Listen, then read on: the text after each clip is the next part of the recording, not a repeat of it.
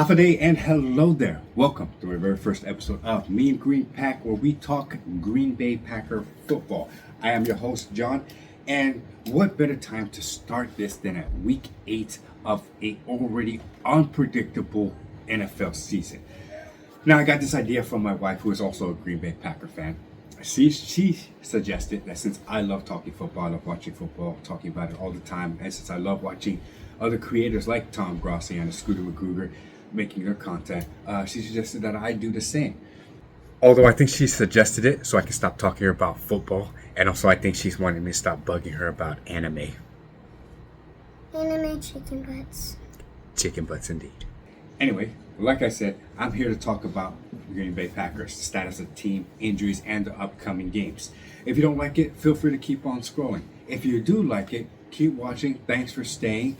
Be sure to check out my other channels or my other videos, NFC Rivals, Polino Family Football. Also, my son Camden, he has his own YouTube channel. It's called Mr. Random Camden. Check it out. It's a lot of random fun that he puts out there. Now, on to... See what I mean? The Green Bay Packers will be playing their second primetime game against the Pittsburgh Steelers, led by Mike Tomlin and the Mr. Aaron Rodgers. Now, if you're like me, when the season schedule came down, you had this game circled on your calendar. The Packers lead the series with the Pittsburgh Steelers 2017. However, Packers have not won in Pittsburgh since 1970 under Bart Starr. But that's okay, because we got the big win in Super Bowl 45. Losers. The Packers coming off that comfort behind victory against the Arizona Cardinals, getting their first road win of the season. All three phases of the ball was so inconsistent, but when it seemed like the Packers needed a big play, they made it happen. And holy stress balls, that was a stressful game. Language. The defense sacking Jacoby Brissett 6 times, 3 from Michael Parsons, Rashawn Gary forcing that fumble, and let's not forget that big stop at 4th and 1 in the fourth quarter, which I believe was one of the turning points in the game. The offense also getting the job done. Jordan Love going 19 of 29 for 179 yards and 1 touchdown, highlighted by that big 4th and 2 conversion to Tucker Kraft, which eventually led to a Josh Jacobs touchdown, who he himself had a pretty good game. He only had 55 yards, but he had 2 touchdowns while dealing with that calf injury. And also there was something about some Lucas Harrisek scoring some franchise record 61-yard field goal before the end of the half. Finally, something good to say about our special teams. For real?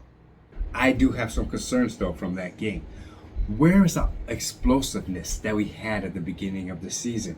The play calling just feels like it's been way too conservative. I mean, we went 3 for 10 on third downs that game. The defense has not been the same since the beginning. We were just smothering other teams' offense, pouncing on the ball like our life depended on it.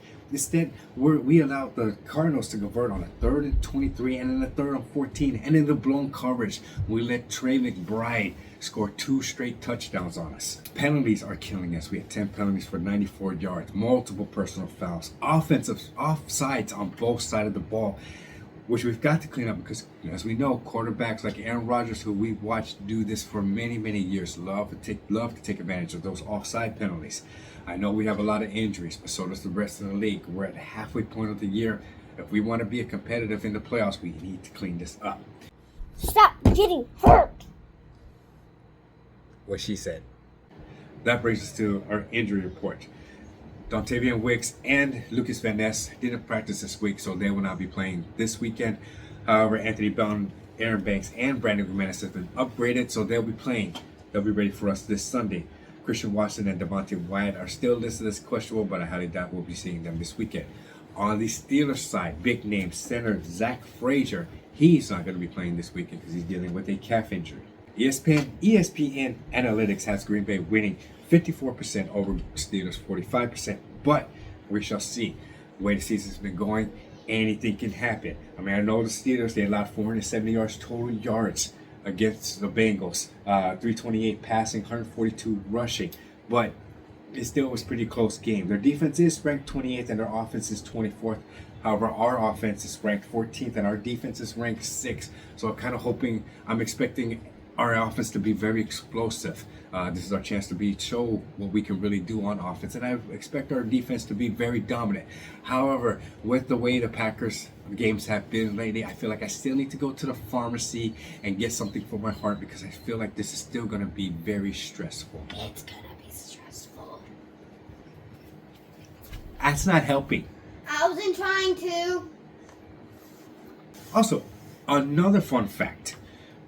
For some reason, all of our wins have been at 27. When we score 27 points, we have won our game. It's an interesting fact because Brett Favre, when he won his Super Bowl, he was 27. When Aaron Rodgers won his Super Bowl, he was 27. Mr. Jordan Love turns 27 next month. Does 27 have some special meaning for the Green Bay Packers? God, I hope so. And finally, the last segment that I'm going to do for every episode is called I Have Some Questions. It's where I have questions for every NFL game this Sunday. So, let's start it off.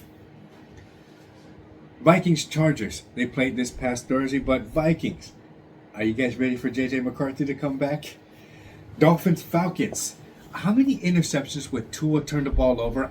Tua Tagovailoa have this weekend? Bears-Ravens. Seriously, are the Bears the Lions 2.0? I'm worried about that. Jets Bengals.